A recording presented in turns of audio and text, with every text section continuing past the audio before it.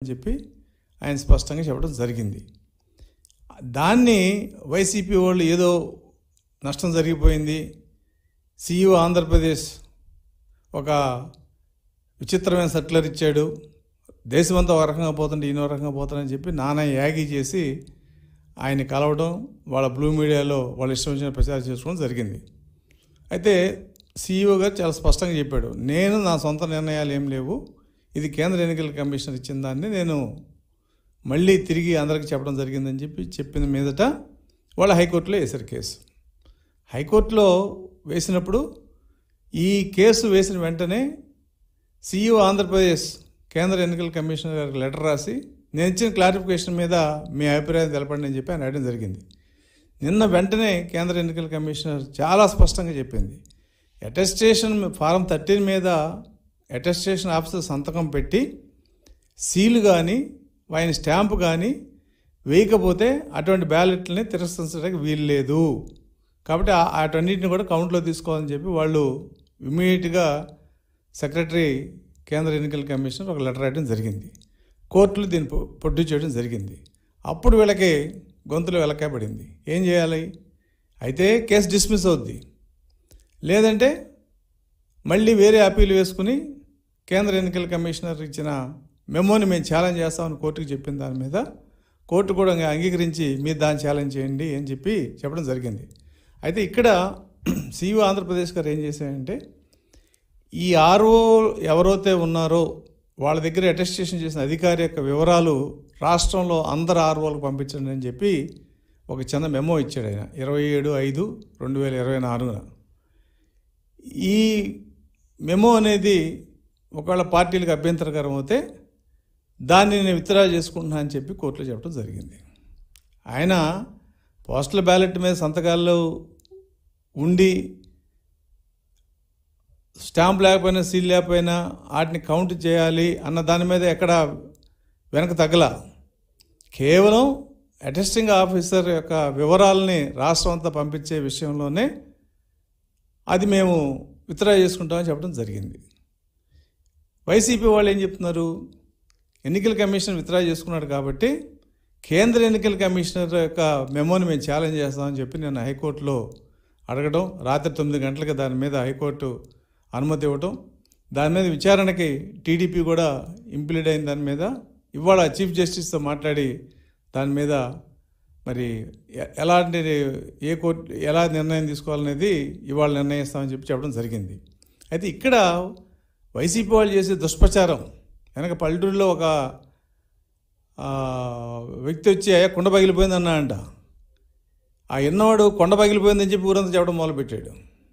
కొండ పగలటం ఏంటరా అని ఎన్నోడికి లేదు, చెప్పినోడికి లేదు.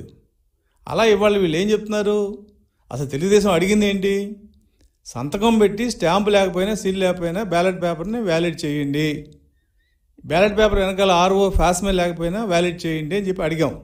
అంతేగాని సంతకం లేకపోతే బ్యాలెట్ పేపర్ని వ్యాలిడ్ చేయండి అని చెప్పి మేము ఎక్కడ అడగల.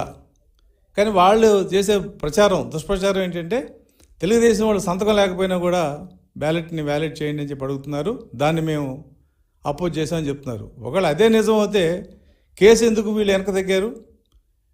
ఆంధ్రప్రదేశ్ సీఈఓ ఇచ్చిన మెమోని ఛాలెంజ్ చేస్తూ కేసు వేసి మళ్ళీ హైకోర్టుకి ఇది కాదు, మేము కేంద్ర ఎన్నికల కమిషన్ ఇచ్చిన మెమో ఛాలెంజ్ చేస్తూ ఉన్నారు. అంటే కేంద్ర ఎన్నికల కమిషన్ ఇచ్చిన మెమో, ఆంధ్రప్రదేశ్ సీఈఓ ఇచ్చిన మెమో ఒకటే.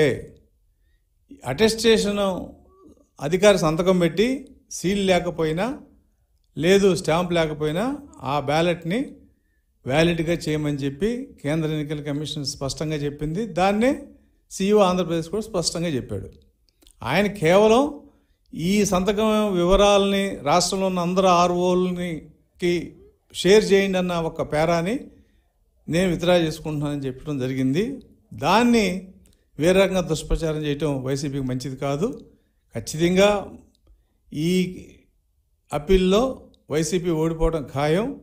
ఇంకా వైసీపీ యొక్క ఆలోచన అంటే పోస్టల్ బ్యాలెట్స్ 4,97,000 ఉన్నాయి. 4,97,000 ఇలా స్టాంపు లేకుండానో సీల్ లేకుండానో బ్యాలెట్ వెనకాల సంతకం లేకుండా ఎన్ని ఉంటాయి? చాలా తక్కువ ఉండొచ్చు.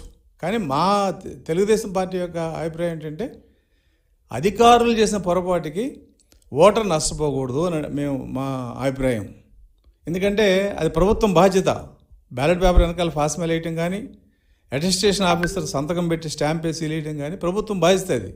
సో ప్రభుత్వం పెట్టిన అధికారి చేసిన పొరపాట్ల వలన ఓటర్ నష్టపోకూడదనే అంశంతోనే మేము ఎలక్షన్ కమిషన్ పదే కలవడం జరిగింది. ఇంకొక విషయం ఏంటంటే గత సంవత్సరం 2,68,000 పోస్టల్ బ్యాలెట్స్ ఉంటే దాదాపు 56,000 ఇన్వాలిడ్ అయినాయి వివిధ కారణాల వల్ల.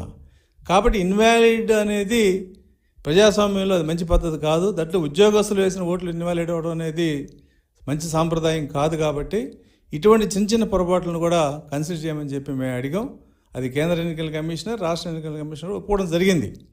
మరి ఇంత జరిగిన తర్వాత ఎందుకు వైసీపీ గోల్ చేస్తుందో మాకు అర్థం కావట్లా.